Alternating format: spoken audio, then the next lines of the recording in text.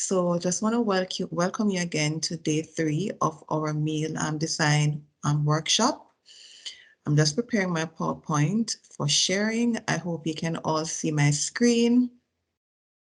Just want to welcome anyone who's joining us for the first time.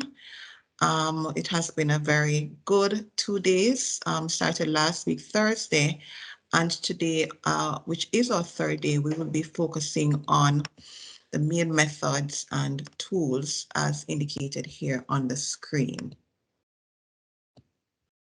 So I just want to do a quick recap of what we did yesterday. We focused largely on the project log frame, and we had a common understanding of what the log frame, the proper name is a logical framework matrix, short log frame. We had an understanding that it is a matrix in which results, which include outputs, outcomes, and impact, assumptions, indicators, targets, baselines, and sources of verification related to an action, and a project is a type of action, are presented. And we use the EU PRAG log frame format or template, and this gives us the structure that allows us to establish an intervention logic, linking activities to outputs, outputs to outcomes, and well, in this case, outcome and the outcome to the expected impact. We also had, we spent some time on assumptions, and just to emphasize also the importance of developing the most important assumptions, what we call key assumptions, and including these in the log frame matrix. We also looked at the definition of each type of result. We looked at impact, and we agreed that it's the long-term effects produced by the project, and it's really related to the overall problem that we're trying to address. It is a desired state where a need or problem no longer exists or is significantly improved. I also emphasize the idea or the importance of your understanding that the impact is not the responsibility of your project alone, but it relies on other interventions and projects. It relies on the contribution of these other interventions and projects. For outcome, it's also synonymous with specific objective. This is a likely or achieved short and medium-term effects of your project's outputs. So essentially, it is what you plan to achieve by the end of your project. It's the change that you want your project to make. It's the so what, the why of your project. We also indicated that one main outcome or specific objective is recommended, given the nature of the projects. Otherwise, it will look like the project has an overly complicated project design. We also looked at the definition of an output, which are the products, capital goods and services which result from your project's activities. These are under the control of your project managers, of project management. It can usually be linked to the budget, and you can consider these outputs as the conditions that are necessary to achieve the outcome or specific objective of your project. Then we looked at the measurement aspect of the log frame. We looked at the definition of an indicator. We looked at the fact that it is a quantitative and a qualitative factor or variable that provides you with a simple and reliable means to measure the achievement of your results. It represents what you will be measuring, for example, number of people trained, percentage of children vaccinated, etc. Many years ago, we used to have an indicator that had a combination of a baseline and a target value, and that became your objectively verifiable indicator, or your SMART indicator. That has changed over time, and now we actually have those 3 components being separated in the matrix. So we have the indicator, we have the baseline value, and the target value. We also looked at the baseline, which we defined as a starting point or present value of the indicators. So it is really the starting condition prior to your project. So at the proposal development stage, you should include it if such baseline is available. for instance, from an ongoing intervention, or if there is an obvious source of information to be used as a reference, such as official national statistics or any national, regional, or international reports, such as a World Bank report. The reference year for the baseline is typically interpreted as the start of the project or close to it. Now, if you do not have a baseline data at the time that you're developing the log frame, you can, of course, produce this as one of the first activities of the project. However, you're advised not to leave any cell in the log frame matrix empty. Instead, particularly where you don't have the baseline data available, you can put to be determined, TBD, and then explain within the project proposal when and how this baseline will be obtained. We also looked at the current value, which is the value of the indicator at the reference date. And this column I'd indicated earlier is completed at the time when you report. So it is completed when you report, when you submit your interim or your final report. So for RESEMBID purposes, you report on a quarterly basis. So the reference year will be Q1 or Q2 or Q3 plus the year. So Q1 2022, Q2 2022, etc. For the if it's the first reporting period, you would of course indicate the quarter. For some indicators, however, like your outcome indicator, it may not be possible to report progress on a quarterly or even a yearly basis because of the longer term nature of the change they measure.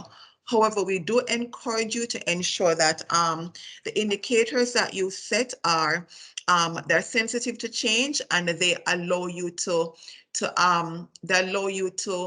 track that outcome that you expect to achieve by the end of your project. It's very, very important to ensure that there's some it's realistic in all respects.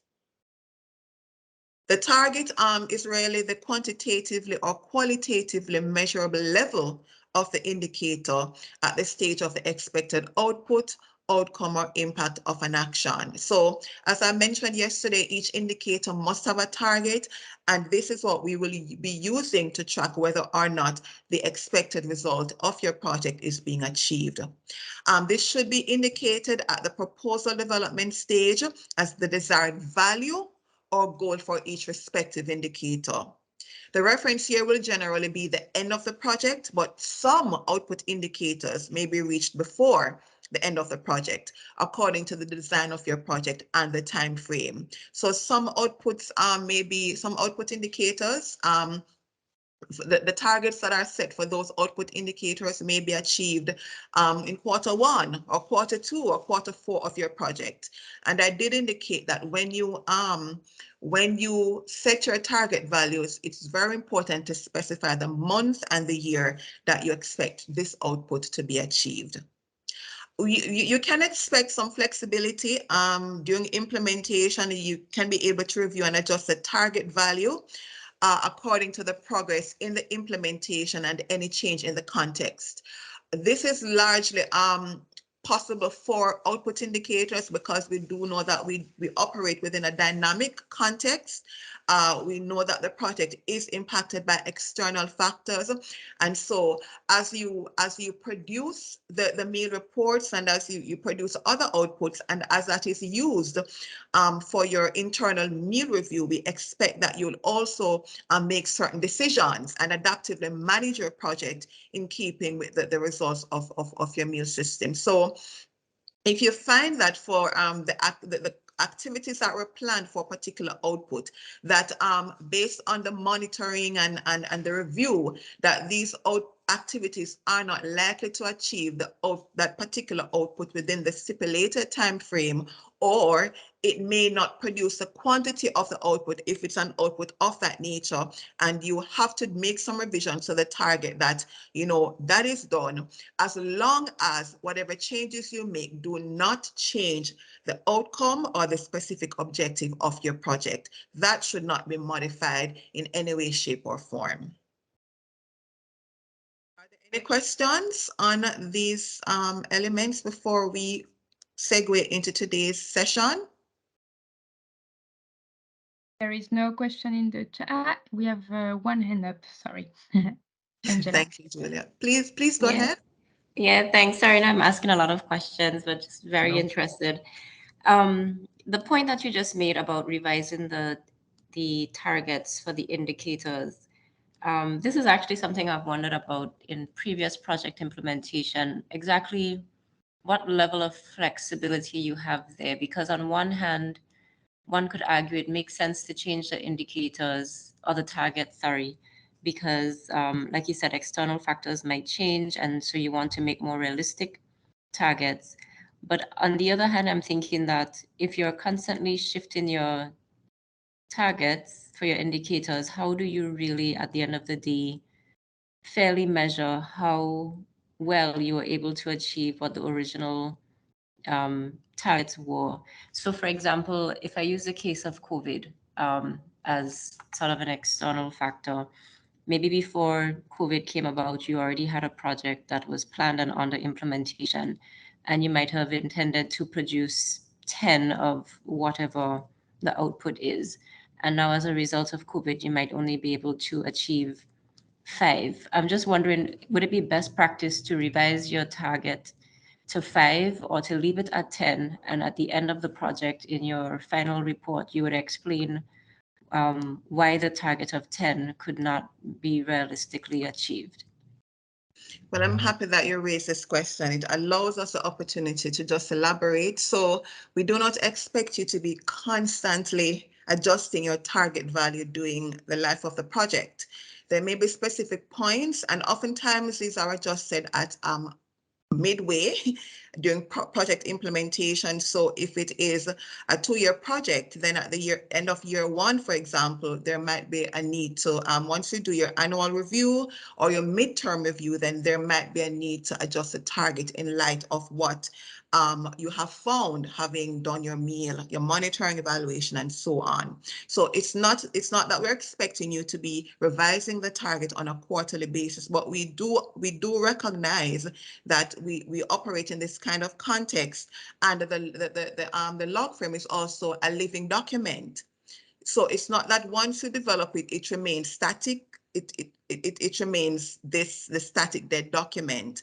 But we have to recognize that this is the kind of context that we operate in. So what we do encourage, if there is a need to make any adjustments, that you ensure that you have the documentation, you have the evidence to justify the need for this adjustment, and that you enter into this discussion. So you have your internal meal review, compile your evidence or your documentation, and once a decision is made at that level and a recommendation is produced, then this is where you discuss it with the program manager from RESEMBID.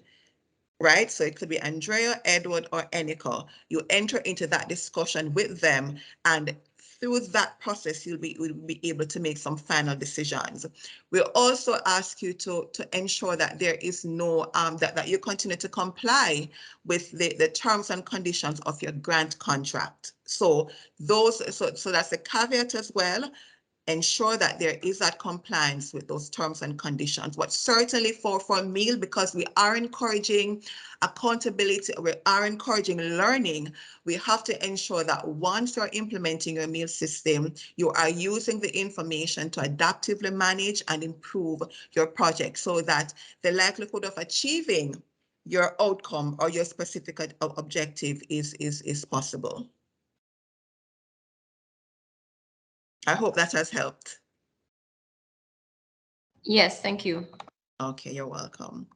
All right, so we lost about 15 minutes of today's session, so I don't want to go through too quickly, but bear with me. There might be some slides that I may just skip over in the interest of time, but I'll try to ensure that the main essence of today's session is retained. So today the focus is on meal, monitoring, evaluation, accountability, and learning.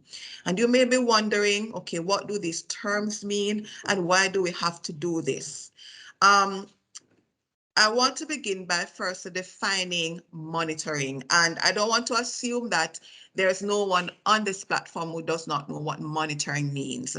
How many persons on this platform have been involved in any kind of monitoring and evaluation or evaluation activity within their career? You can simply raise your hands. Julia, can you help me, please? Yes, we have 3 hands up so far. 3 hands. Anyone else? You've been involved in monitoring and or evaluation? All right, for anyone who has raised his or her hand, can you just share with me your definition of monitoring? What characterized the monitoring that you did?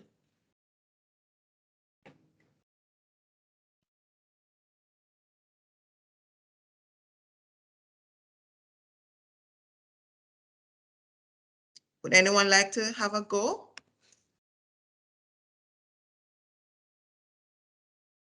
I'm not seeing any hands, Julia. No, the hands are down now, but they were up before. Anyone, there are no So right or wrong anyone answers. wants Remember, to. we had I these was rounds at the I beginning. was trying to give somebody else a chance to speak. So you're asking for a definition of monitoring? Yes, or exactly what, or you can tell me what exactly you did when you monitored or when you undertook, monitoring. Okay, sure. So um, I would say broadly in our context environment, the definition of monitoring is basically capturing data that will help you to determine whether or not your targets for your indicators are being met, or how you progress, I should say, in meeting those targets. So in my case, I was involved in a World Bank project where we had a large portfolio of activities, and we had a set of indicators that captured the essence of our main outcomes that we were hoping to achieve.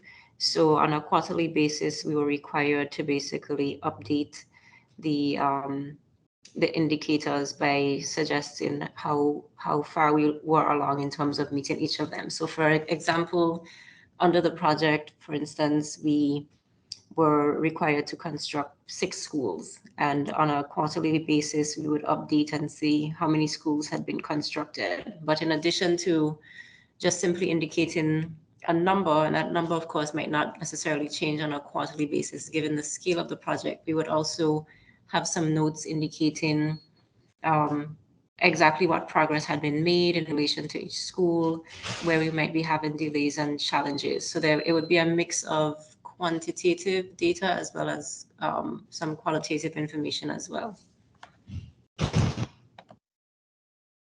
Thank you. That was splendid. Thank you for sharing that. And that is really a nice summary of what you do when you monitor.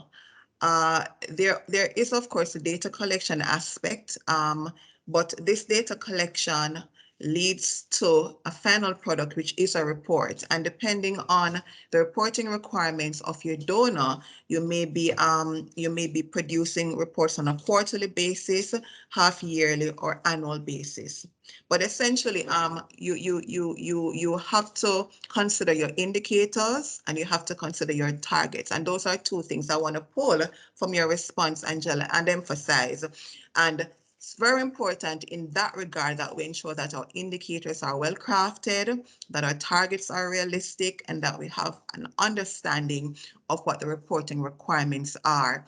I'm also happy that you know, in sharing your experience, that you indicated that you did not just produce the results with respect to a value, right? Or progress in relation to or use or define progress using a number or value if the indicator is a quantitative one, but you are also allowed to provide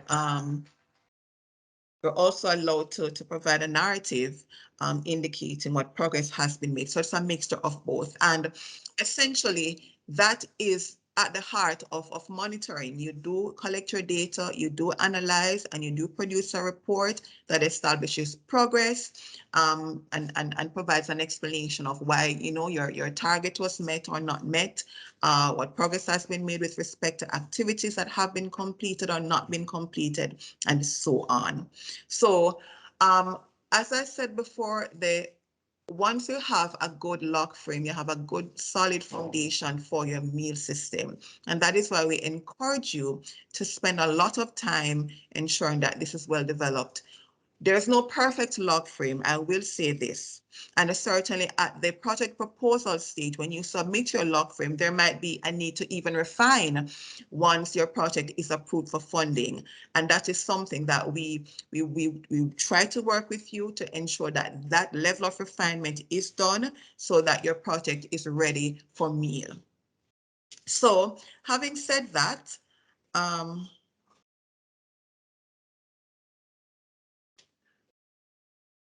monitoring it, first of all, in terms of what it is a continuous routine tracking and reporting of results during the implementation of a project to ensure activities are going as intended and are on schedule based on your work plan and budget.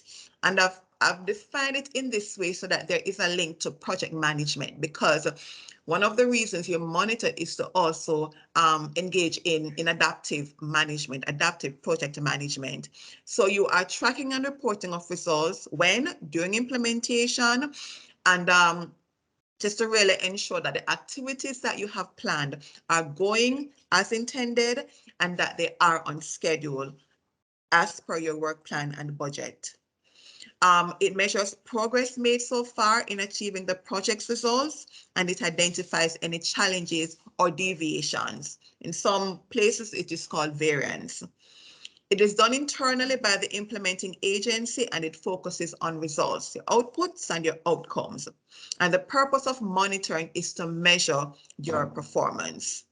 So in short, we monitor the plan that you have. So you all have a plan, an implementation plan. Are we doing things? And the question you really ask when you monitor is, are we doing things right? I mentioned earlier the concept of project management, and some of you may be familiar with the triple constraints concept, where we ensure that things are implemented within budget, on time, and within scope.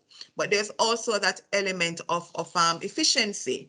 The quantity and the quality of your outputs equals efficiency. And we have different ways of even measuring that within the whole context of project management. But one of the key reasons that we monitor during implementation is to ensure that these triple constraints remain in equilibrium, because as you know, if you increase the scope, then you might have to increase the time. Good. If you decrease the budget, then you will have to reduce the scope, and that might affect the time. So for anything that you're doing, you just want to ensure that there's that balance, and if there's any disruption, that the adjustments are made in the other aspects of this triple constraint concept. So we monitor the plan. Are we implementing the project as intended? Is it on is it being implemented as scheduled and within budget? Evaluation, on the other hand, is a periodic assessment. So monitoring is ongoing, it's continuous. So you're monitoring daily, you're monitoring weekly, monthly, quarterly, etc.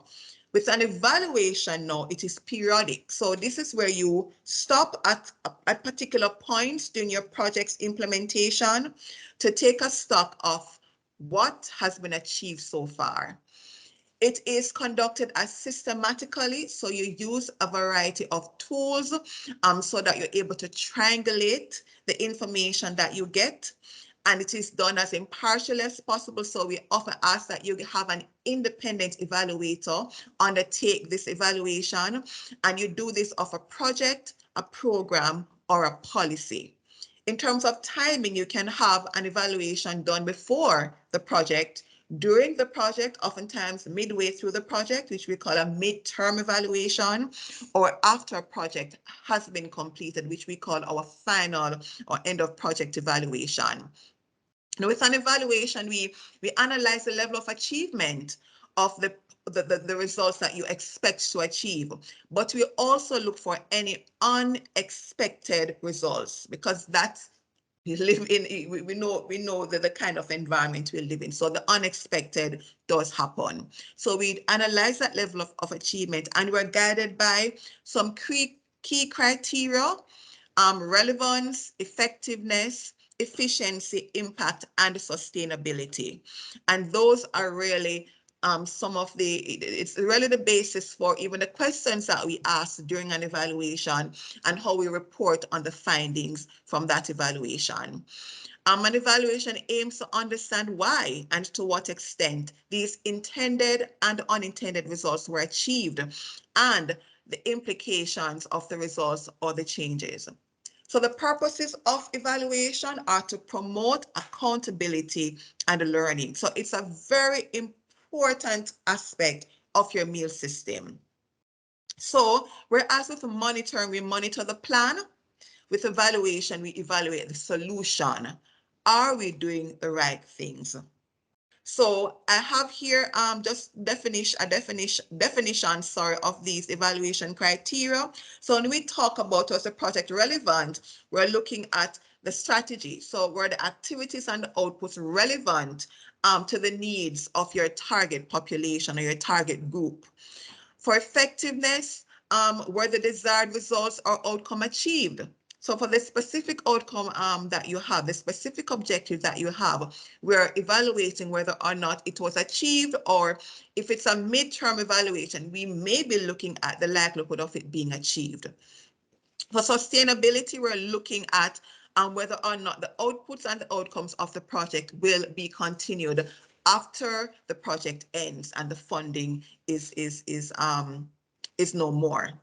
And for impact, very much in keeping with the definition of impact from the log frame, we're looking at the project's contribution to the development results that you would have identified at the highest level of your log frame.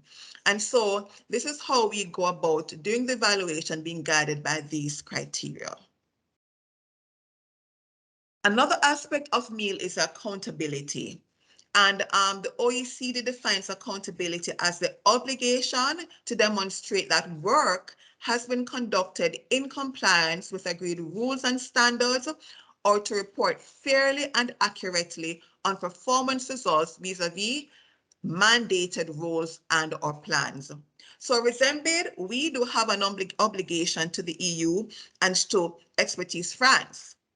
You who will be receiving funding once you receive that funding, you will have an obligation to report on on your project, the performance of your project based on the agreed rules and standards. And a number of these, if you want to have a sense of what your obligation is, then we ask you to be au fait with the terms and conditions of your grant contract.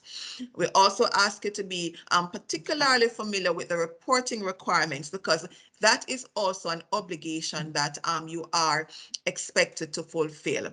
So accountability, it is applicable to all the various stakeholders. If you have subcontractors for your projects, they have an obligation to report to you on the deliverables that they have produced based on the agreed work plan and timelines, etc. And as I said, you have that obligation to report to us, and we have our obligation to report to the EU, to Expertise France headquarters, and other key stakeholders, such as the focal points, national focal points, and other primary stakeholders within the OCTs. So that is why accountability is a very, very important aspect. It's a very important pillar of our meal system. And when we get to discussing this a bit further, down in my presentation, we can explore how we go about ensuring that we are accountable in a very appropriate and relevant way. So why do we monitor? I like to use the example of the corn farmer. two corn farmers, farmer A and farmer B. So both corn farmers plant corn in the same year under the exact same initial conditions. So if it was raining, if it was a rainy season, they planted the corn around this same time. Same kind of soil, they lived in the same geographic location, so the initial conditions were the same. So they have planted their corn, and farmer A comes regularly for checking. So once the corn starts to grow, well, from he plants his corn, he comes regularly to check on the progress of the corn. On the other hand, farmer B does not come for checking or monitoring his corn at all. So what happens? Farmer A notices some diseases. Farmer B, on the other hand, because he's not coming to check, does not notice that his corn has disease. Farmer A, having noticed some diseases, studies his options and it takes preventative measures.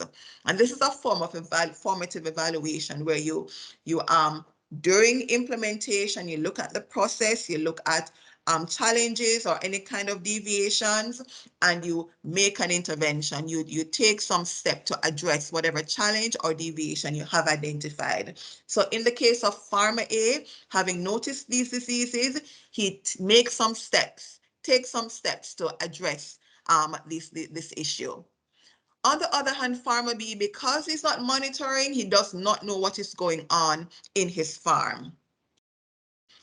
So harvesting time comes around for both farmers. But do you notice the difference? Farmer A has a high yield on his corn, so has a high return, has a lot to harvest. Farmer B, on the other hand, has a very low yield, and it is so bad that he may not even have enough for next year's seeds. So what's the lesson here? What's the takeaway from here? Well, first of all, we can see one, what monitoring is. Two, we can see the relationship between monitoring and evaluation. Three, we can see how we can use the results of monitoring to manage our project or to make improvements so that we are likely to achieve the results of our project. So in the case of farmer A, he had data from his recordings or logs. So with this data, he was able to see, okay, this is the amount of seeds that I need. This is the amount of required water. This is how much fertilizer I will need. This is the type of fertilizer. This is the scale of yield I will have based on the seeds. This is the time of year that this disease is likely to occur. This is a type of pesticide I used that was effective, and this is how long the disease lasted. And because he has all of this data, he has learned, and he can put this to use so that he's better prepared for next year. Farmer B, on the other hand, has no records, nothing, no data. So he has well, he probably has learned a lesson in the process, but certainly in terms of being better prepared for next year, he has nothing to build on. So he does not know if this disease pops up, what measures he needs to take to have a better yield next year. So there's nothing to build on at all. So that is really why we monitor and evaluate. We want to ensure that we are one, tracking progress towards our results. Two, we can feed the results of our monitoring into our review system where we can ascertain what are the good practices or what are the things that are working well and what are the things that are not working well. As you can see, in the absence of monitoring or evaluation, then we will not have any basis for which to make certain decisions that can augur well for our project. So we engage in decision making using the data. We engage in improvements using data, improvements to our project using data. And the improvement is not just to how you implement, but also elements of your project design.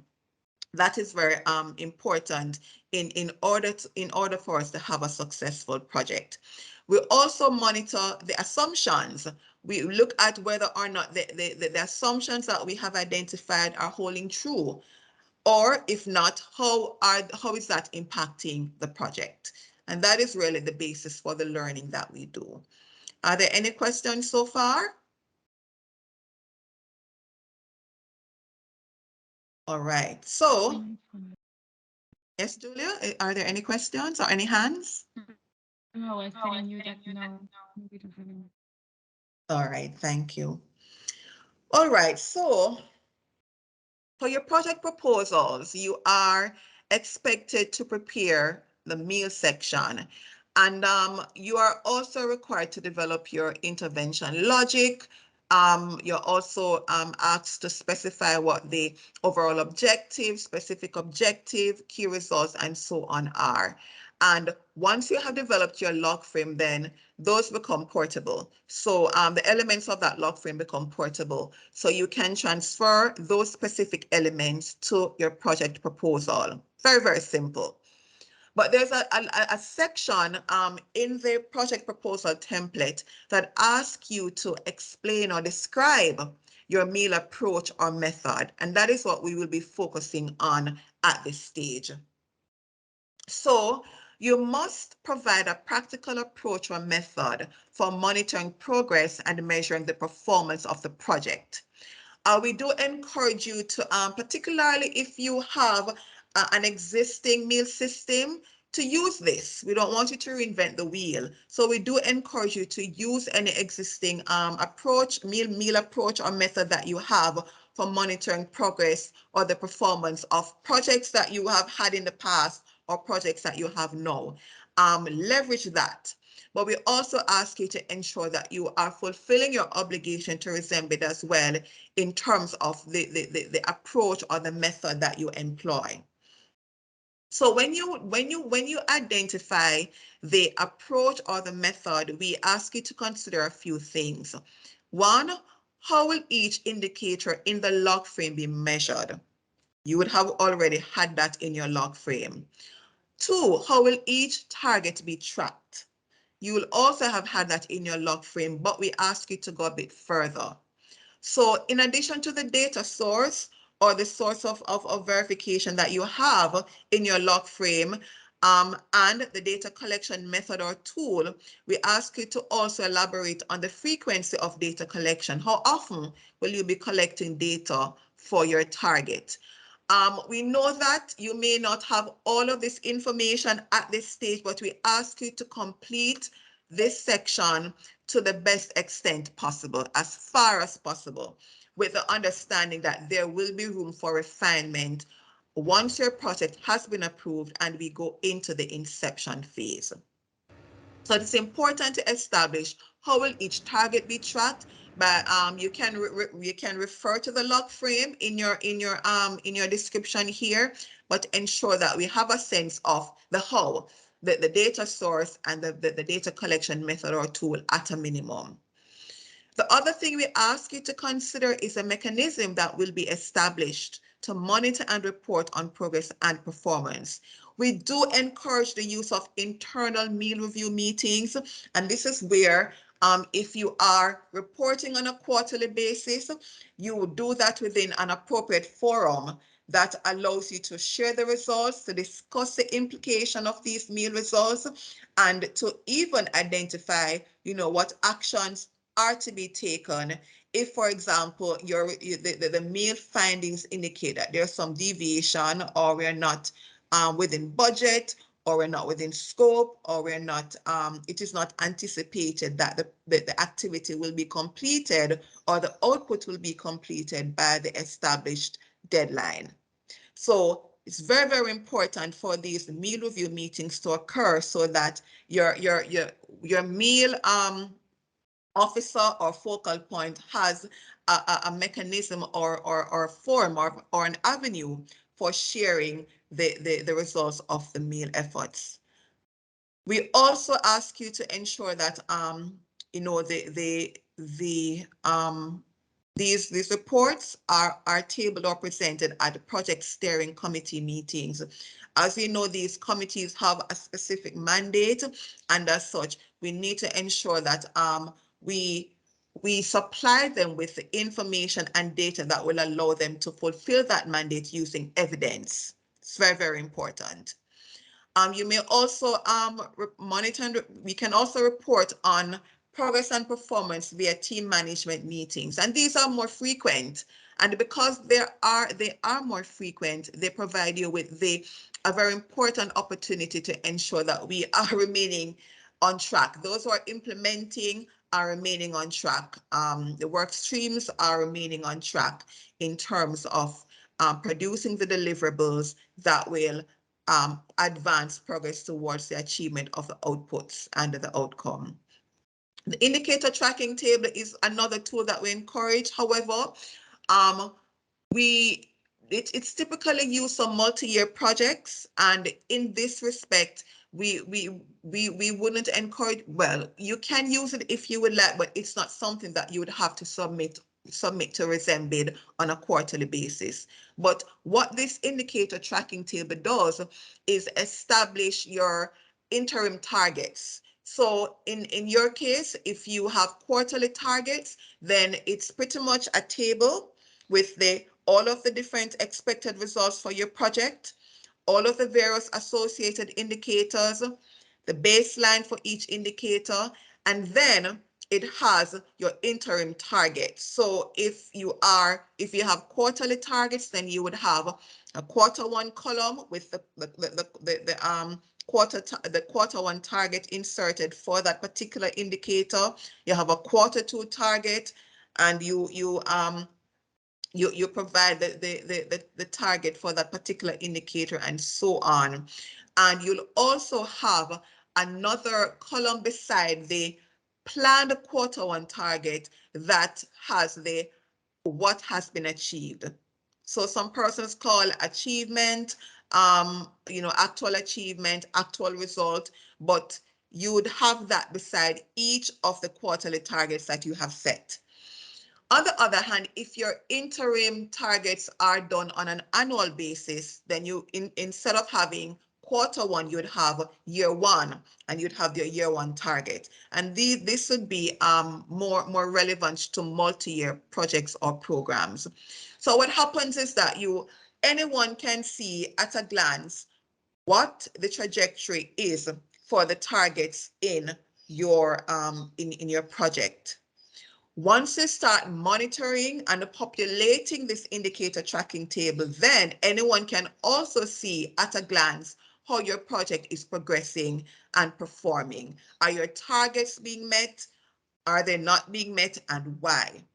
Is there a chance that the end of project target will not be achieved because of any kind of challenges that are being experienced as manifested in the failure to achieve those quarterly or annual targets?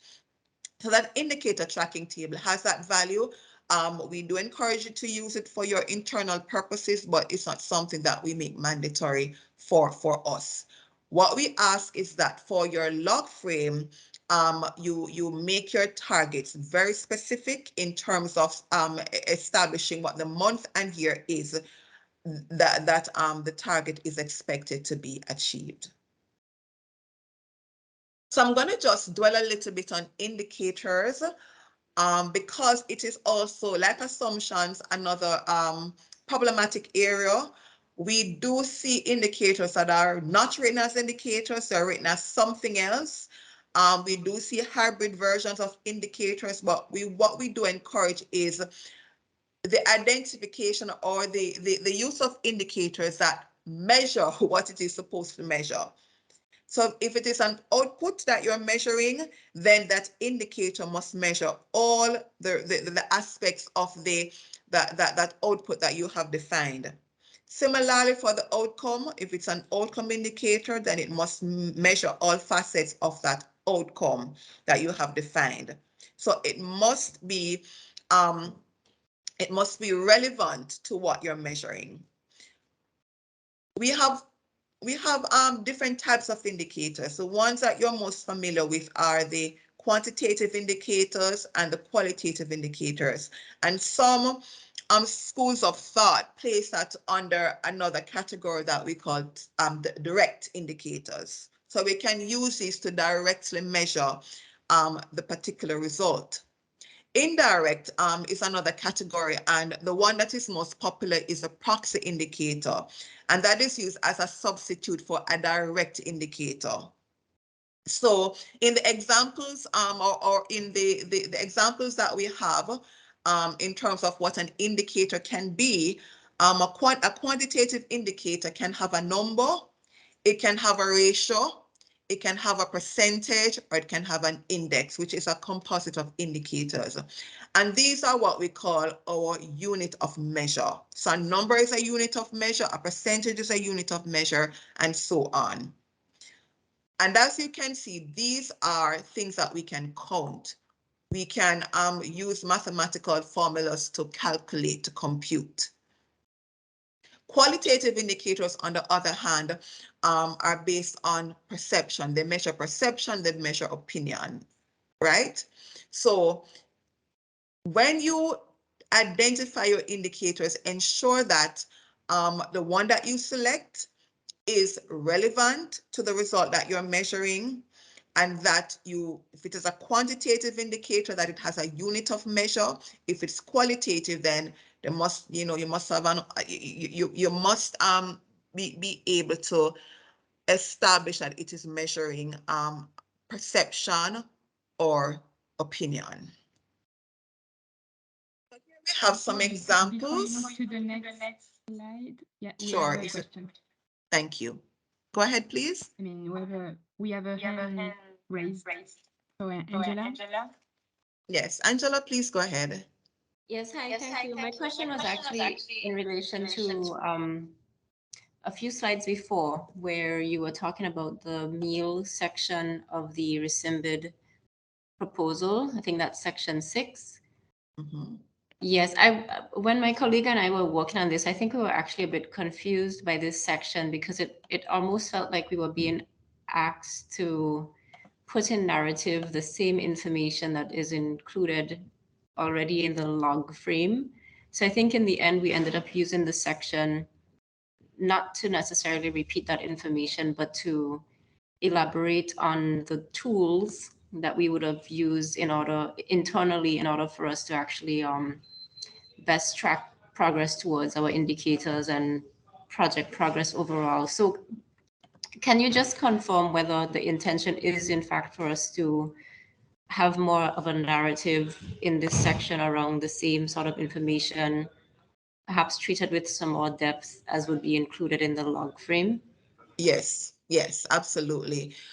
You'll recall I'd said, I think it was yesterday, that there must be congruence between the log frame and the project proposal. So therefore, you would have to certainly add more depth or elaborate on what you would have established in the log frame. So you can broadly speak to the approach if you're using a mixture of quantitative and qualitative methods to track the indicators in your log frame. You can broadly make that statement and then go into some specifics. You do not have to be exhaustive. It's just for us to get a sense that you have the elements of an initial meal system in mind. And it is important for you to also establish the mechanism that will be established and the purpose that it will serve with respect to meal. So yes, you are very much on track where that is concerned. Okay, thank you. You're welcome. All right, so here we have some examples of indicators. So for the quantitative, very simple: number of community meetings held, percentage of community members attending meetings. Very, very simple. And we can easily set a quantitative target. So it would be a count for the first one in keeping with the unit of measure. So our target would perhaps be 10, 100, etc. And for the second one, percentage of community members, again, the target would maintain the same unit of measure. So it could be that we're targeting 50% of community members, it could be 75%. But that's very much in keeping with the principle of that congruence between the the unit of measure in the indicator and the baseline and target values that you have. I have 3 examples of qualitative indicators. So we have level of satisfaction with training received. How does this work? Existence of institutionalized mechanisms for coordinating interventions under the Sustainable Energy Strategic Framework. And 3, status of community engagement plan. So how do you, in principle, set baseline and targets for a qualitative indicator? Well, for level of satisfaction, let's begin with that one, with training received. Well, for baseline, if you have not had any training, then of course, you would have to indicate that that is the case. But if you do have information on, if it's a standard training, for example, that you want to improve, and that standard training has always been poorly rated. Persons or those who have participated in this training have not been very satisfied. Then you can use that data as baseline. But because it's qualitative, you would be using text, so to speak, to represent or to communicate your baseline and your target. So typically we have what we call gradation. So level of satisfaction, we can say that it's low, moderate, or high. You can even increase that rating to a 6, like I use a Likert scale. That Likert scale could be the basis for the level of satisfaction. So the baseline, the baseline could be that it's a low level of satisfaction, and that is what you write. Low level of satisfaction with training received. Your target could be to increase the level of satisfaction. It could be to medium to moderate, or it could be to high or to very high. So whatever is your target, you write it. Very high level of satisfaction with training received. The second one, existence of institutionalized mechanisms. Again, what do you use as a basis for your baseline and target? Well, again, you have to define what existence looks like. So it's either it exists, yes, or it does not exist, no. So your baseline could be no institutionalized mechanisms for et cetera, exists. Or you could just simply put none exists. But your target would be an institutionalized mechanism or institutionalized mechanisms for coordinating interventions under the Sustainable Energy Strategic Framework exists. That would be your target, your expressed qualitatively.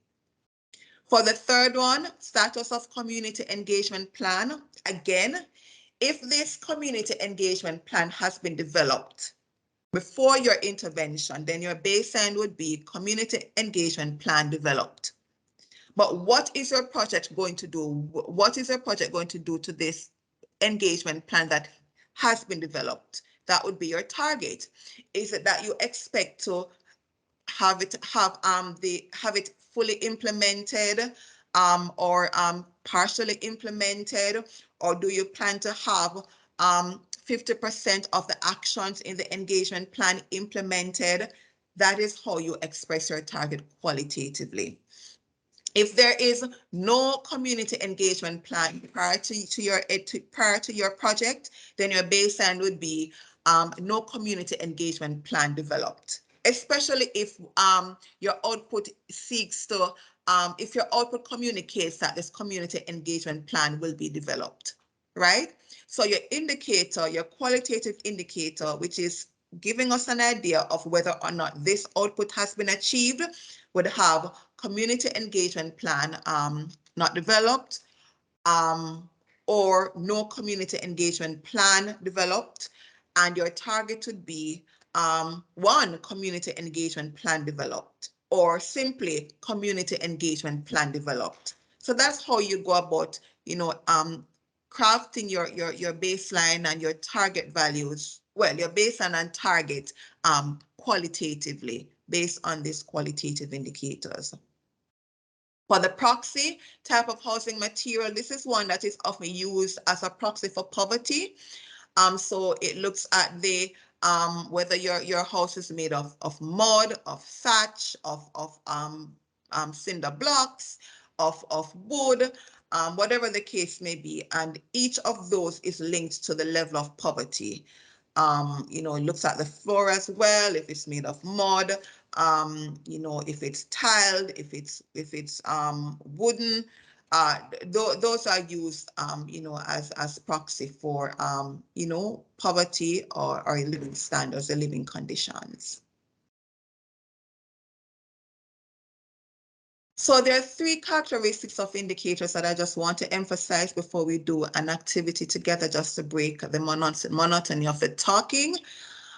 Your indicator should be specific. They should provide a clear description of what should be measured. So in this case, we wouldn't just say number of staff trained, but we go on to say the number of staff trained in what. And in this case, it's ecosystems-based management. And we can even make this more specific. We could even place, we could identify the specific category of staff, right? So number of health staff trained, you know, in ecosystems-based management and or staff from the Ministry of Environment. You know, we make it as specific as possible so that we have an idea. If anyone took up this indicator, then they should have an idea of what it is measuring. And that is really the idea behind it. It should be neutral and objective rather than targets for achievement. So instead of saying 50% of female and male farmers report the use of organic agricultural percentages within the organic agricultural practices within the last 6 years, we make it objective and neutral. So we don't place a target in our indicator. So making it neutral and objective would mean that we write it as such. Percentage of female and male farmers who report the use of organic agricultural practices within the last 6 months.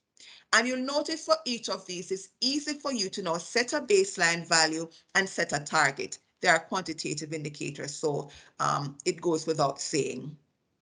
And then the third characteristic, it should be measurable, either with quantitative expressed in numbers or qualitative expressed in words, data. So, so for the quantitative example that I have here, we have percentage of young women and men aged 15 to 24 who are certified in sustainable construction techniques. And we can easily add our baseline and target for that. So it's measurable. And another one, status of energy efficiency building code and standards. Again, we can easily set a target. If it is that the project is aiming to develop this code and standards, then when it comes to this indicator, your baseline would be that no energy efficiency building code and standards developed. And your target would be energy efficiency building code and standards developed.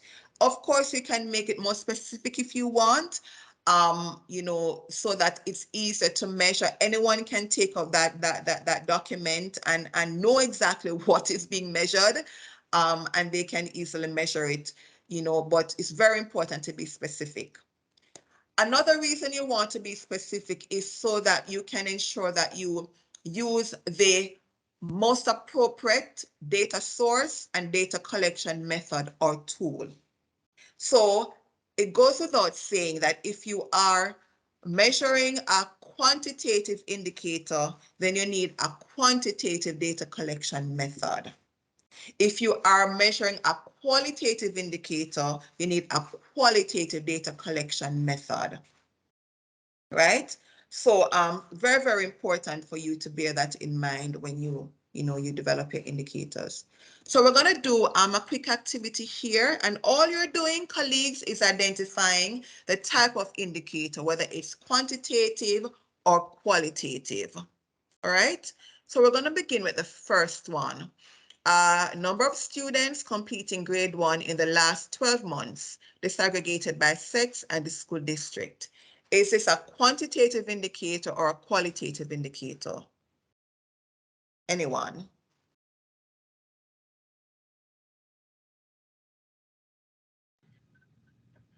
Quantitative. Quantitative. Yeah. That's correct, exactly. And why do you say it's quantitative? Anyone? Because you're looking at the number of students. Correct, correct. There's a unit of measure, very, very explicit, very good. What about B? Existence of supportive adolescent and youth sexual and reproductive health policies.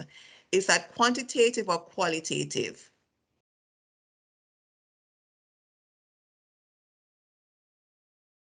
Anyone? I would say qualitative because we're not looking at the amount of these health policies or the percentage of their existence.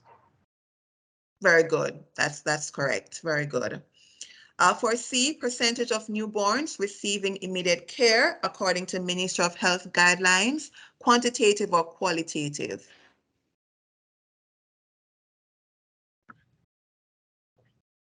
Quantitative. Quantitative is correct. What about D, level of satisfaction with services provided by community-based organizations, quantitative or qualitative?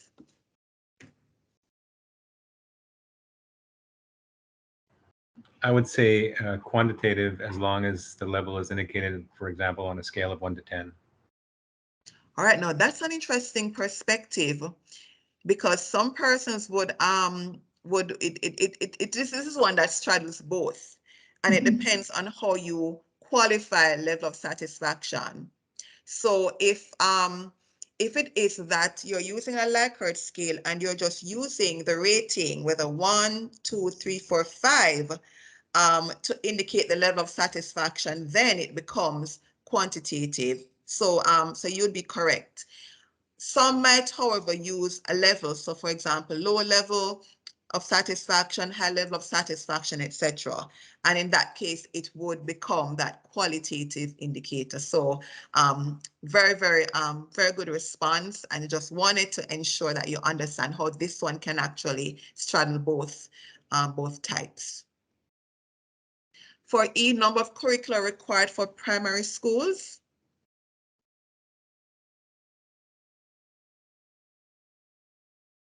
Quantitative or qualitative?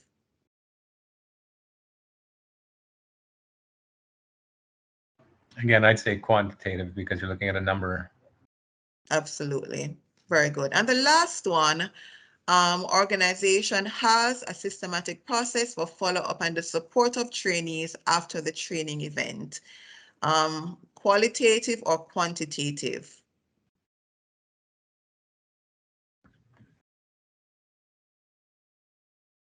Qualitative. It's qualitative. What kind of baseline would you, and the target would you set for this last one? What might your baseline look like? How would you express it qualitatively? Anyone?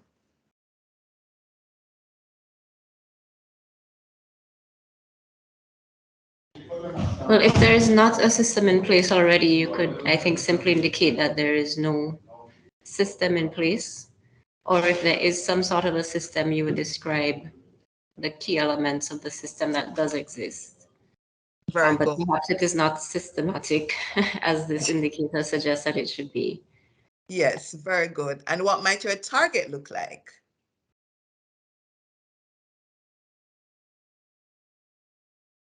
What might your target look like expressed qualitatively?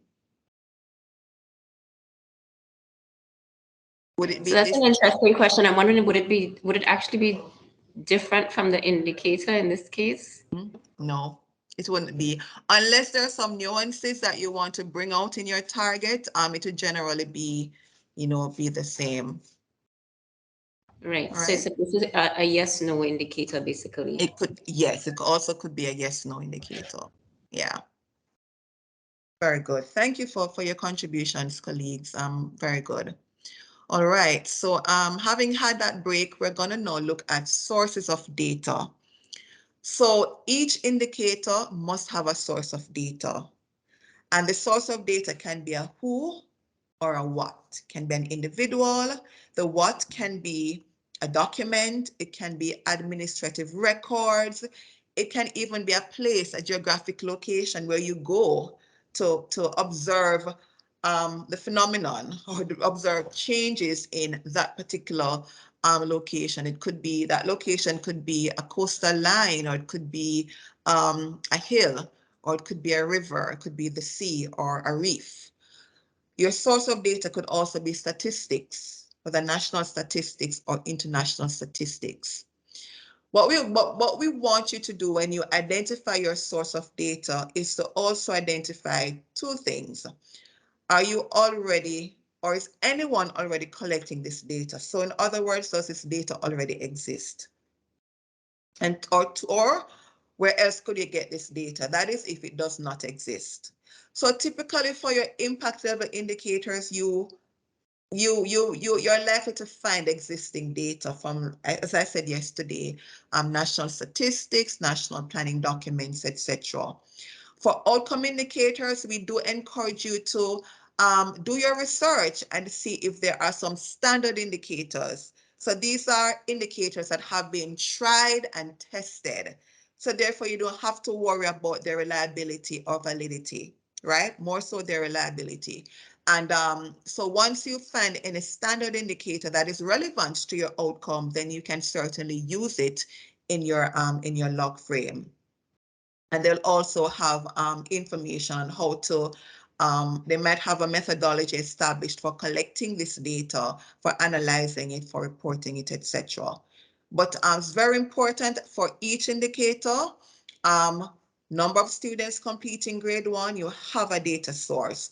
Where or who are you going to go to get the information for this particular indicator?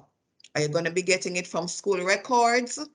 Are you going to be getting it from, if there are particular schools that are benefiting from the project that this indicator is associated with, are you going to be going to those specific schools? Or it's a national project, are you going to be going to the Ministry of Education and, reviewing their administrative records? It's very, very important. For level of satisfaction with the services provided by CBOs. How are you going to get this information? Are you going to go to those who have used the services of the CBO? How are you gonna get this? Who are you gonna get the data for this indicator from? And it's very important for you to define this, because if you identify the wrong source of data, then you might also identify the wrong source of data collection method. And if you get that wrong, then when it comes to data collection time and reporting time, then you would be utilizing an unreliable measurement system to collect data for that indicator, and that's going to get you into trouble. So it's very important for you to iron that out from the outset. Of course, please note, as I said before, there is no perfect system, so there's always an opportunity to refine your indicators and to refine your data collection methods. It's very important for you to be aware that if an indicator is not working and you might need to change it, that conversation also takes place in club with us here at RESEMBID, with myself as the meal and reporting specialist, and of course within the parameters of your grant contract. So these are some commonly used data collection methods for meal. So you have your indicator, you have identified your data source for that indicator. Now you want to identify the tool or the method that you will use to collect the data from your data source. So for those indicators that are quantitative, you are expected to use quantitative data collection methods. And there are also some other specific conditions that must be met for the use of some of these specific methods. So a survey, for example, you would not administer a survey to 3 people. A survey is normally for a larger number of people. So it might be 1,000 people, it might be 500, but you do not use it for that small number. So that is what I mean by, ensuring that certain conditions are met when you select your quantitative data collection method. So here I have just 5 examples here: surveys or questionnaires, exit interviews, which are very structured, and you're pretty much just assigning a score based on the response. There's record abstraction, and this is again having a tool that you can use to review a particular document that has records or data that's related to the indicator that you're measuring, and you're using that tool to pretty much pull that data and use it to pull that data and place it on this document so that you can do your analysis after that. We also have checklists, very, very structured. You're just ticking a box. Is this present? Is this absent? Well, that's just one example of a very simple checklist. An observation, as I mentioned before, you may be observing the condition of a particular facility, and the end result is, a judgment based on the data analyzed of whether or not the facility is in a good condition, poor condition, and so forth. But you can see from this that the results of your use of this data collection method must help you to meet the needs of the data needs the data needs for that indicator. Very, very important. And also more particularly the target for that indicator. So what do I mean by this? If I go back to the observation, that observation tool or this method that you will use, of course, the method would have a tool, which is your observation tool. And if you are, let's say you are renovating this particular facility, prior to the project, what would be the baseline condition for this project, for this facility? If it's a qualitative indicator, then the qualitative indicator could be condition of facility. You can even be more specific with the type of facility. So that could be your qualitative indicator, condition of facility. Your baseline, you could derive that from this observation tool. So you go to the facility and you do your observation and do your assessment. And the baseline might indicate that the facility is in a poor condition. So that would be your baseline expressed qualitatively, poor condition. Your target then would be the condition you want to bring this facility to, right? It could be excellent condition. You decide on what you want that descriptor to be, whether it's an excellent condition, very good condition. But what we also want you to ensure is that you're able to qualify what excellent condition means, what poor condition means. So is it the presence of these particular things in the facility that would qualify it as being in a poor condition or being in an excellent condition?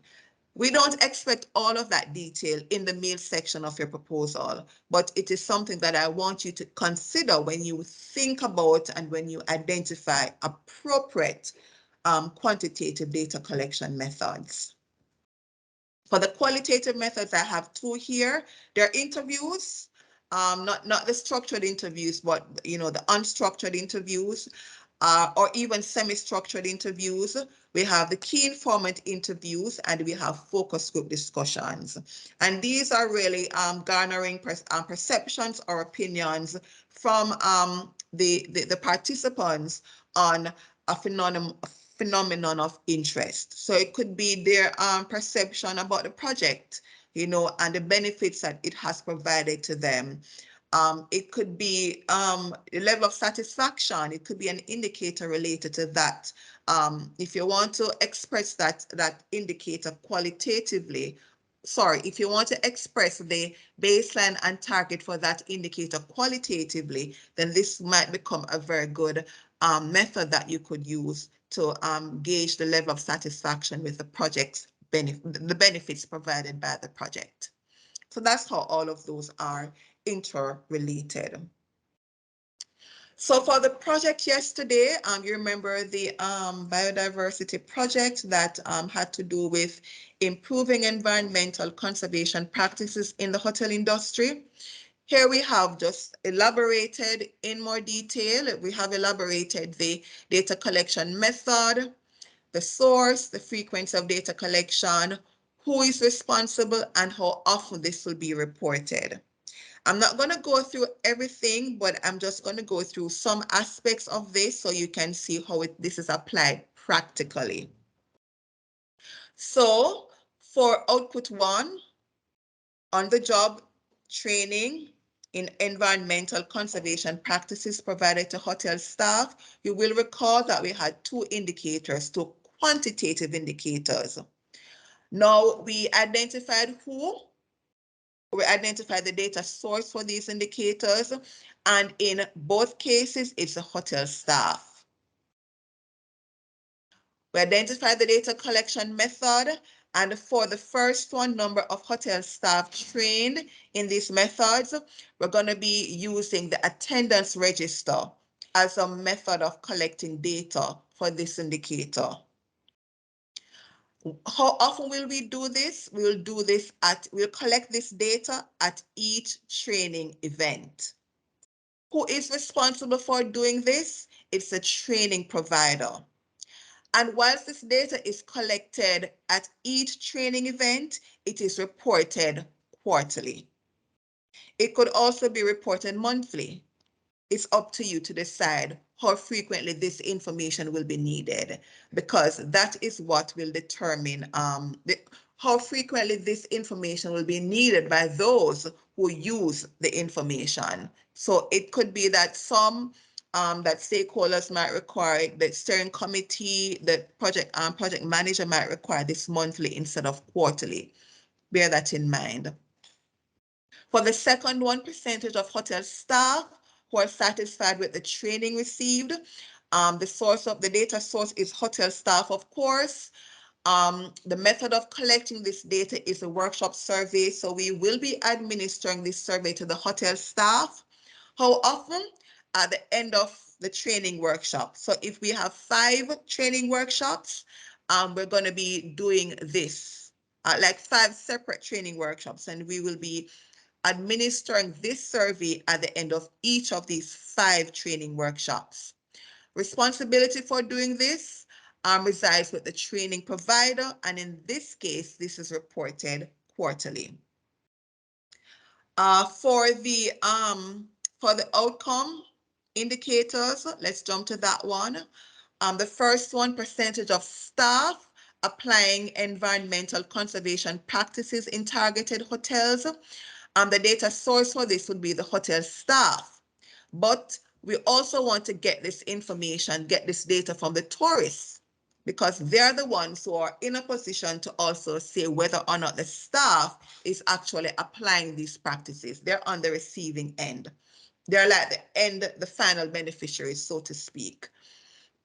So the data collection method, so for the hotel staff, we'll be administering a survey at the end of the project, and this will be done by an independent evaluator.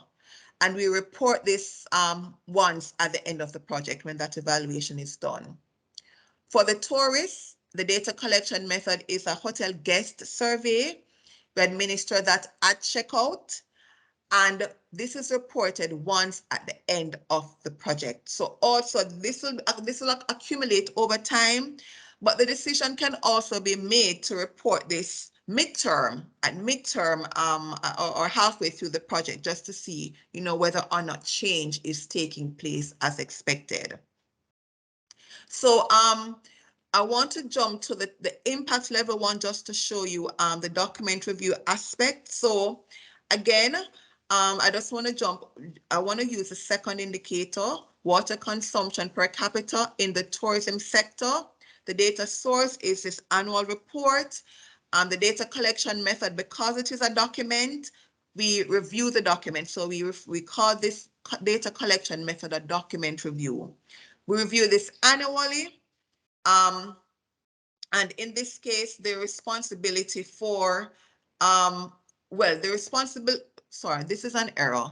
So the responsibility for doing this, for doing the document review would lie with the project itself. So it could be if you have a meal officer or meal specialist, then that would be the individual that is responsible for doing the document review and tracking this particular indicator and reporting on it annually, not the report as I have here. So please forgive me for that error. So that is pretty much just an elaborated version that allows you to see how we link the data source to the indicator, and the data collection method, the frequency of data collection, and so on. Are there any questions on this before I move on? Is this clear? Okay, and please bear in mind that for the output, it's really, those are on your team, or in some instances, a subcontractor that will be responsible for collecting the data for these indicators. In some instances, if the data is collected, it might be submitted to the meal officer for analysis. So, those are some things that the project would work out, but this is just very high level. So you get a sense of, how all the different elements are linked. So accountability for results. This is another section of the project proposal. And what you're pretty much being asked to do is to indicate how the project performance will be communicated to key stakeholders. Now, to do this, we ask you to consider some important things. One, who are the key stakeholders for your project? What are their information needs in relation to the project? What is your preferred method of communication? How frequently will this information be communicated to them? And what communication products and tools will be used to disseminate the meal outputs? So who are your project key stakeholders? Colleagues, can you just share with me who are some of your key stakeholders?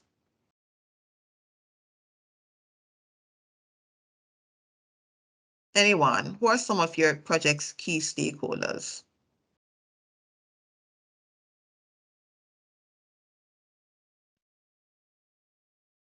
Anyone wants to give it a go?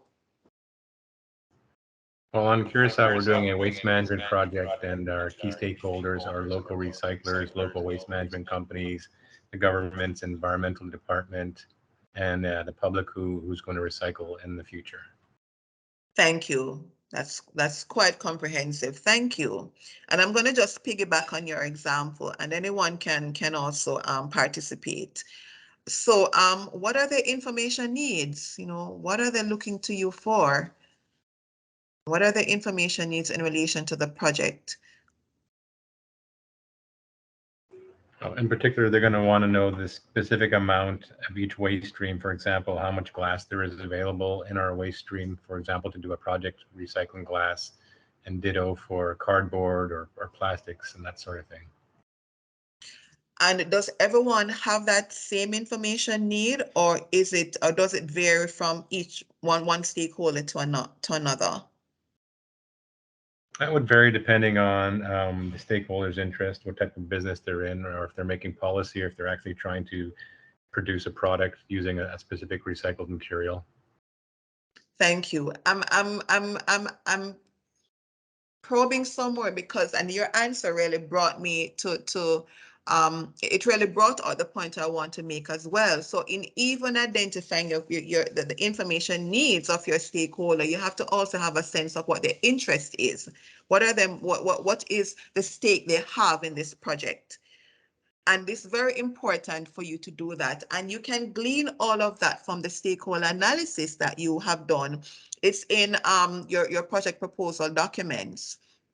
So you can glean a lot of that and get a sense of, what information would they need, or what do they want to use this information to do? If it's a government, if it's a ministry, department, or agency of government, they might need this information to inform their vision of a policy, right? So have to do that kind of assessment and analysis. And then having identified the needs, the information needs of your stakeholders, what is their preferred method of communication?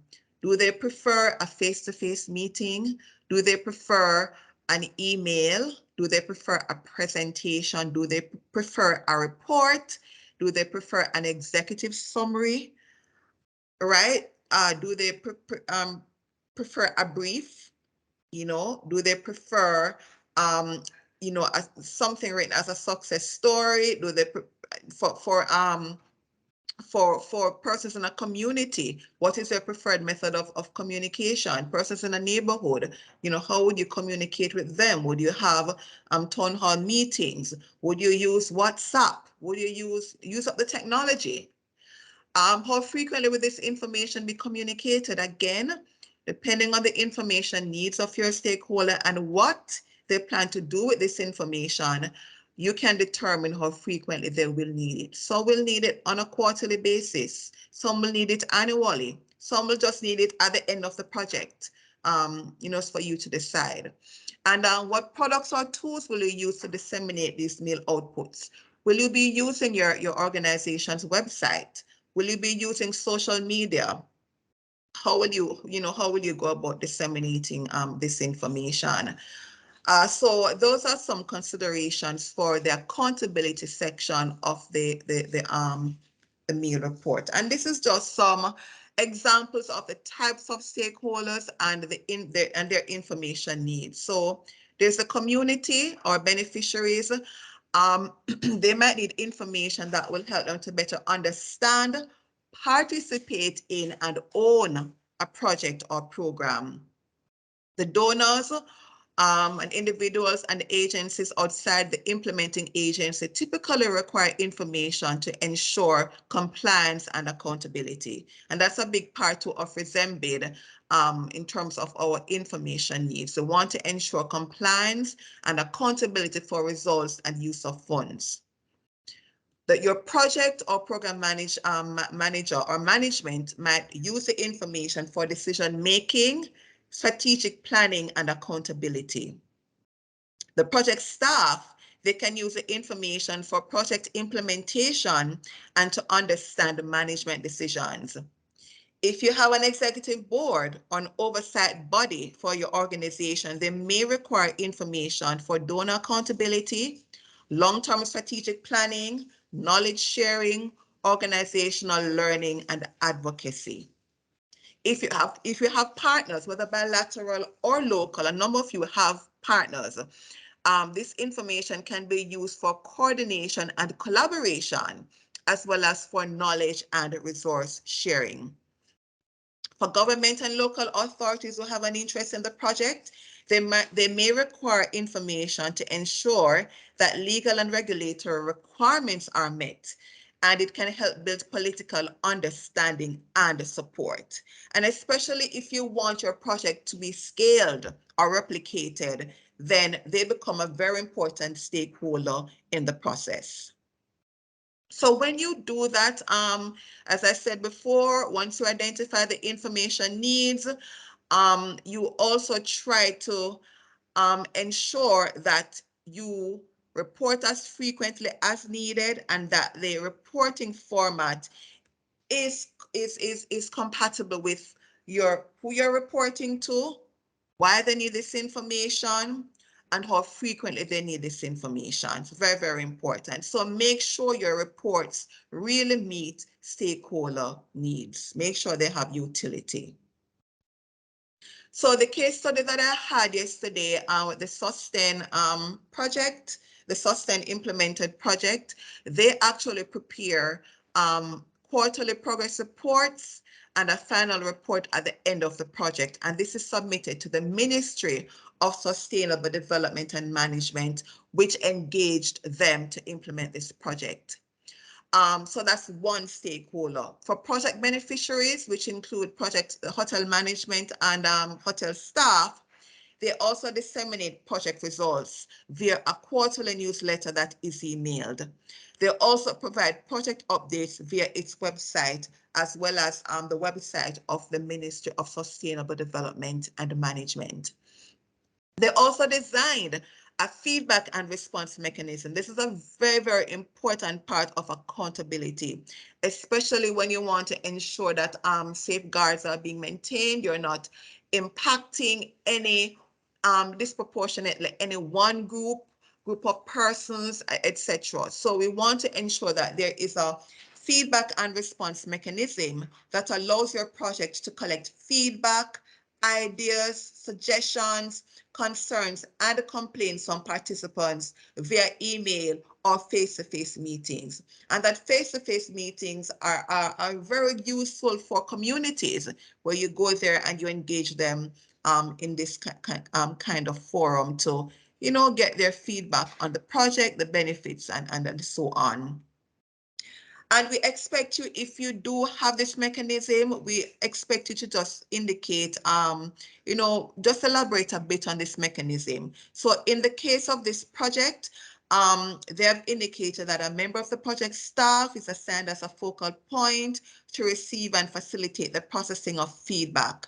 This feedback is examined at project team meetings, and any grievances at the resort level are processed by a resort complaint management committee. So the project would typically report this to the committee, and this committee would address issues related particularly to the impact of any environmental conservation measures on those in the hotel, including tourists and hotel staff. And in terms of providing a response, the project uses face-to-face meetings and emails. So those are the characteristics of that mechanism that this project has. And in this way, they are ensuring that they are accountable to these stakeholders within the hotel industry. The last element is the learning, essential number 5. And for your project proposals, you're asked to indicate how the project will contribute to learning in the field or in the sector or in the arena of practice, or even to interventions of a similar nature. And particularly if you want your project to be replicated in another country or across the region, then it is important for you to have an idea of what contribution your project will make to learning in this particular space. So in order to address this, we want you to consider what key learning questions or gaps will the project address, what processes and or activities will be used to facilitate and promote learning within the project, and also what learning products will be developed and disseminated. So again, you should get a sense of what the gaps that exist, the learning gaps that exist within the sector, within the field, and ensure that your project helps to address this in some way. So it could be that your project is aiming to expand data in a particular sector because the data just does not exist to inform policy decisions or program development and what have you, right? So you'd be geared towards doing that. But in terms of the end result, once this data is available, how will you disseminate it? Will the data set be available on your website, or will you be sending it to a statistical body? Will you be producing a report that has this data and the findings associated with this data? Those are some of the considerations, and that's just one. There are so many other different ways in which you can you can develop this particular aspect depending on the nature of your project. So for this Sustain project, they decided to provide information to the ministry, the tourism sector, environmentalists, tourists, and citizens of country X on actual practices and the gaps in necessary skills and capacity that need to be closed in order to address the link between tourism and biodiversity conservation. So there's a gap there, and they decided to look at the different ways in which they could close the gap. They also utilize evaluation studies because, as you know, evaluations also help to identify what has worked, what has not worked. And that becomes the basis for the identification of lessons, of lessons and the best practices that can be replicated or scaled up. So some of the questions that the project decided to address include: to what extent are best practices already in place in hotels to minimize adverse environmental impacts? This project also had this idea of a sustainability manager or a sustainability referee.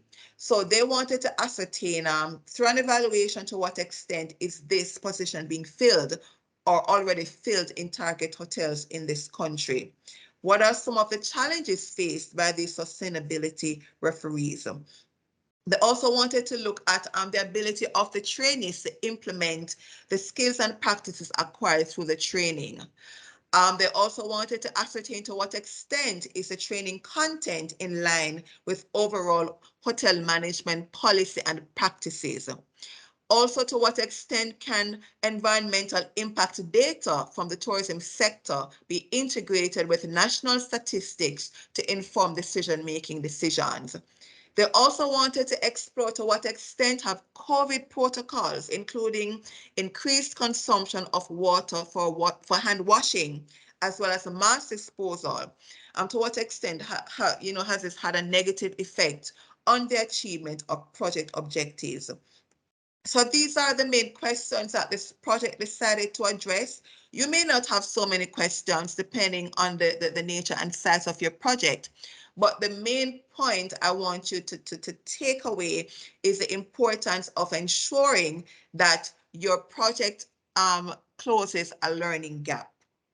So once you have identified the gap or the questions, you need to identify how you're going to answer these questions. Are you going to have a particular activity? Is it going to be, are these questions going to be included in your evaluation studies? How are you going to have these questions addressed? And once they have addressed, the knowledge that is derived from these exercises, you have to determine how you will disseminate them. For this project, they shared the knowledge internally at quarterly review meetings and externally to a number of these stakeholders through the various professional networks and events in which they participate. And they also use the learning for adaptive management and decision making within the project. So this will be my final slide, just some important reminders. Are there any questions? We have about 10 minutes left, so I'm looking to wrap up, but before I look at this slide, are there any further questions in relation to what I just presented? I have a question, please.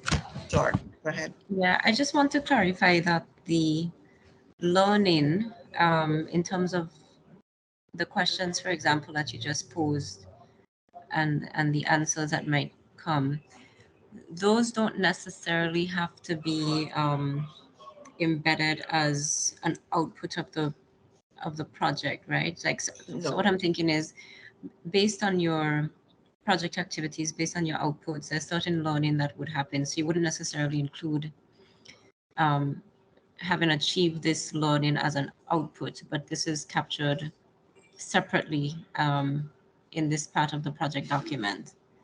Exactly, and then elaborated during your in the meal. So it's really a critical pillar of your meal system, and that is really where it belongs. So you would not, as you have rightly said, or well, you're really asking, but you would not put it as one of the outputs in your project, your project document. Yeah. Right. All right. So that's the last pillar in meal. We have done monitoring, evaluation, accountability, and learning. We've gone through the requirements for the meal section of the project proposal. Because I get these questions as well, I just wanted to ensure that we're very clear on what is mandatory versus what is optional. So we do encourage you to complete as much as possible all the fields in your log frame. So for the intervention logic or the results chain, that it's that first column that is mandatory at full proposal stage. And just to remind you, you're required to have only one specific objective, which will be the main outcome of the project. The indicators are mandatory at full proposal stage. So of course, you will have outcome indicators for your outcomes and output indicators for your outputs. Baseline, I have mandatory / optional at full proposal stage because there's a caveat that you may not have baseline data for all your indicators. So as I indicated previously, what we would require you to do is to enter to be determined, but include in your project proposal a timeline for baseline data collection, preferably within the first months of the project. This must be made explicit so that we know what is happening. And if baseline data collection is to be included as one of the activities in your project, then this also needs to be included there. The current value, it is only to be filled in at the reporting stage, and I mentioned this earlier. And remember that for the output, the current value for the output indicators, those are reported more frequently. So it might be, in the case of RESEMBID, you report them to us quarterly if the targets are relevant to that particular quarter. But certainly for your internal meal systems, you may want to have some more granular targets so that you are staying on, you are monitoring the extent to which you are staying on track. Targets are mandatory at full proposal stage. So fill in targets if the information is available, knowing though that this can be changed during implementation. And this is very specific to baseline data collection, because a lot of times it is hard to set your target in the absence of the baseline. So this is really the caveat that we have here, that once you get that baseline data, then you can have these targets set. The source and means of verification, these are mandatory at full proposal stage, and so too are your assumptions. Are there any questions? All. We have come to the end of our 3 days of meal, and I truly hope that it has been a rich experience for you. I thank you for all the questions that have been asked. They were truly insightful, and they truly helped to elucidate some of the, the matters that are often brought to our attention with respect to the meal section and the log frame. So before I close, I just want to ensure that you get the opportunity to ask any burning questions or to make any comments or provide any feedback. At the same time, we want you to complete within the 4 minutes or so that we have left. We can walk and talk. We ask that you complete the evaluation form. Julia will be, if she hasn't already done that, she will be placing that in the chat. And it's a link that we ask you to click on so that you can access that evaluation form. So whilst that is going on, I ask you to, again, if you have any questions, I ask that you share them at this point, or if you have any comments that you share those at this point. Atoya, please go ahead. Hi, good evening all.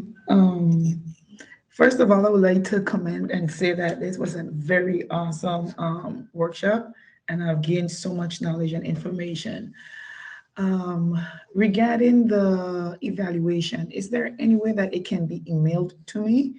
I'm looking at my setup here in online because I joined using the browser, and for some strange reason today, it's not allowing me to see the chat area. So is there any way that it can be emailed to me so that I can fill it out there? Sure, absolutely. Julia will ensure that it is sent to you. But we apologize for that difficulty that you have had during this session.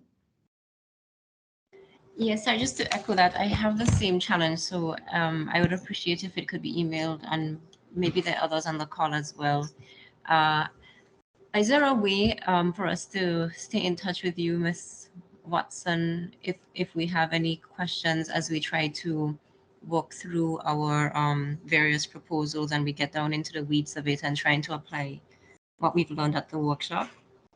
Absolutely, absolutely. And I'm going to place my email address in the chat, but for those who are unable to see it, I'm gonna I'm gonna type it in the PowerPoint slide so you can write it down. Okay, and thank you very much for that. And I just want to echo what Latoya said. We've been chatting among ourselves on the days that we've been in the same room, really saying what a great training this has been. This has actually been one of the best trainings I've ever attended. And I've attended quite a few. I think your presentation was very coherent, very clear. And I can see myself applying the information that you shared, well beyond RESEMBID specifically, to other projects and even to life more generally. So I just want to say thank you very much for the effort that you put into preparing and delivering the content. Very, very well received and very valuable. Thank you so much. Thank you so much. And your participation has been highly appreciated. It motivates me to give even more. So I'm really looking for beyond this session, just the continued interaction. Feel free to email me if you want bilateral meetings. Then we will certainly I can certainly accommodate that as well. So thank you for that very, very positive feedback. Great, thank you. Thank you. And I'm sharing my slide with my email address so you can take it down. mwatson-hilton@resembid.org.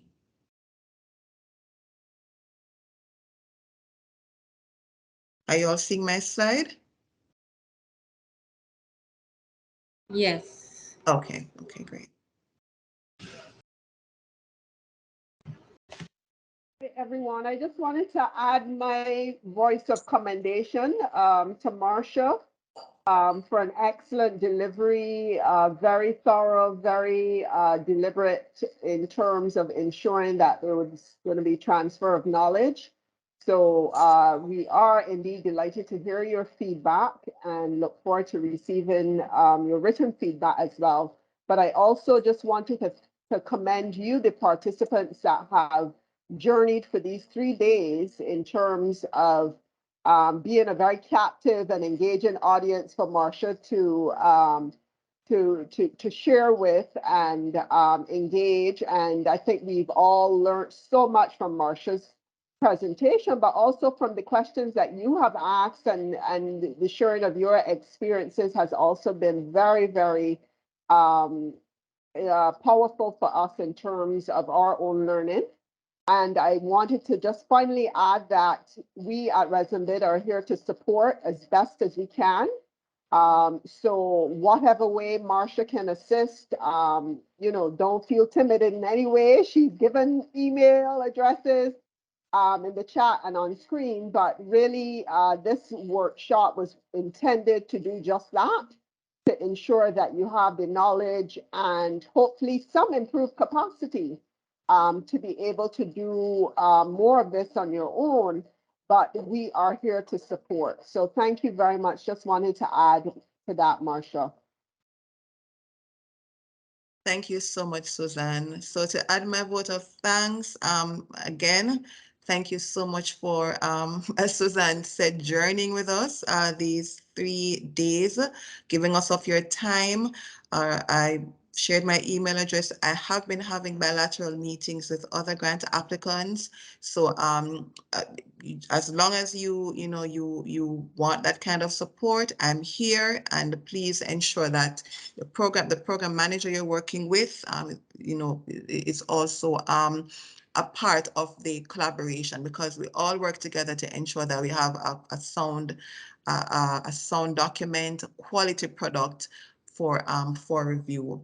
The other thing I'll add is that once projects are approved, we do have project implementation workshops. So with respect to meal, of course, I will walk you through the reporting requirements and process, but beyond that, I also provide support for the build out of your meal systems. So bear that in mind, because we know that you definitely need that support, and there's no perfect system. We work together to ensure that that there is that coherence between what happens at the project level with respect to meal and what happens at the RESEMBID program level. So thank you again. Angela, your hand is up. Please go ahead. Yes, sorry, just one more question. I'm not sure if this is the right forum for this question, but we had in BVI had submitted our full proposal before the benefit of this workshop, and having done this workshop now, I think both Atoya and I can see where we need to go back and make some tweaks, and we've actually received some specific feedback as well. We are just very mindful of the timeline given the end date of RESEMBID. And so we're going to work quickly to resubmit, but I'm not sure whether you can indicate here timelines as of this point. So we were hoping that we could have started our project implementation by June. I don't know if it's feasible with that window remaining, if we were to resubmit soon, and how quickly we would have to resubmit in order to potentially get going by about that timeline. What I would do is encourage you. Who's your program manager? Sorry, Atoya, can you help me on that one? She's been more involved historically with the process. We are working with Andrea. Andrea, okay. So, and I'm not sure Andrea is on the call, but what we will encourage you to do is to reach out bilaterally to Andrea and just indicate what you would like to do, and he will guide you accordingly. So reach out to him immediately and let him know what it is you'd like to do. All right. Okay, thank you. Okay, you're welcome. All right, if there are no other questions, I'm mindful of the time and of your time. Deborah, would you like to say something? No, thank you. Sorry, I didn't realize my mic was on. Okay, all right. So thank you again, and we wish you a wonderful rest of the afternoon. Take care, everyone.